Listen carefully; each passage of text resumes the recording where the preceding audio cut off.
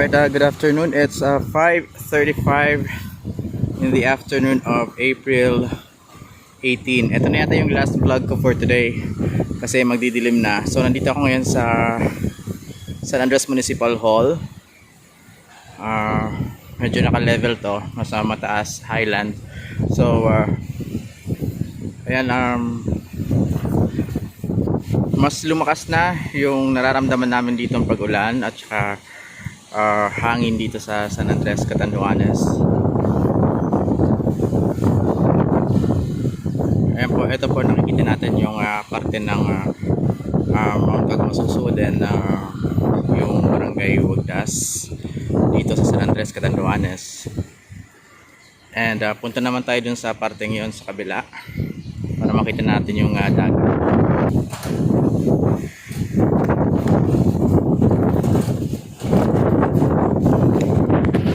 So ayun, kung naririnig nyo, napakalakas ng hangin at I probably 2 kilometers away dun sa mga alon na yon. So nandito ako sa taas, so napakalakas na nga ng hangin dito, pati yung ulan. At ito yung ayan yung ulap. So overlooking right sa may barangay Esperanza and barangay parte ng barangay Wagdas.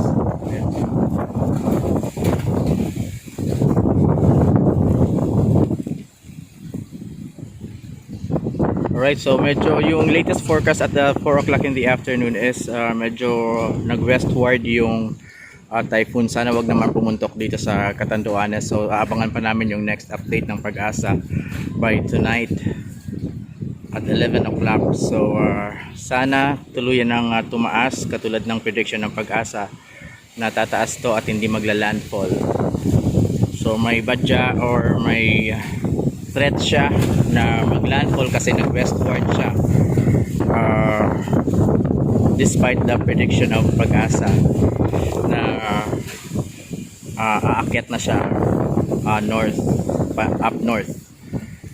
So ayun po, ito po yung latest update po ngayon at 5:30 in the afternoon of April 18 on Sunday for Bagyong Bising. So thank you again sa mga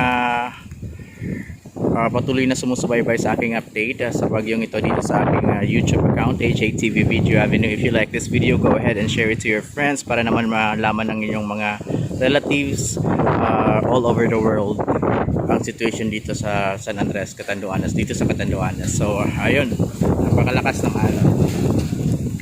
Grabe, sobrang lakas ng alon. So mag-high tide na yata siya. I have not seen the report para sa kung high tide na ba, kasi kanina low tide. So mag-high tide na sana siya. Mag-high tide na siguro siya. So sana wag naman pumasok yung tubig dito sa amin. So ayun, ganun pa rin yung ihip ng hangin, galing pa rin up north. So pagka naghabagat na siya, yun na yung indication. Every time na may bagyo, pag naghabagat na yun yung indication na papalayo na yung bagyo. So malayo pa para maghabagat. So tomorrow ulit mag-update ulit ako sa inyo lahat, and share this video to your friends.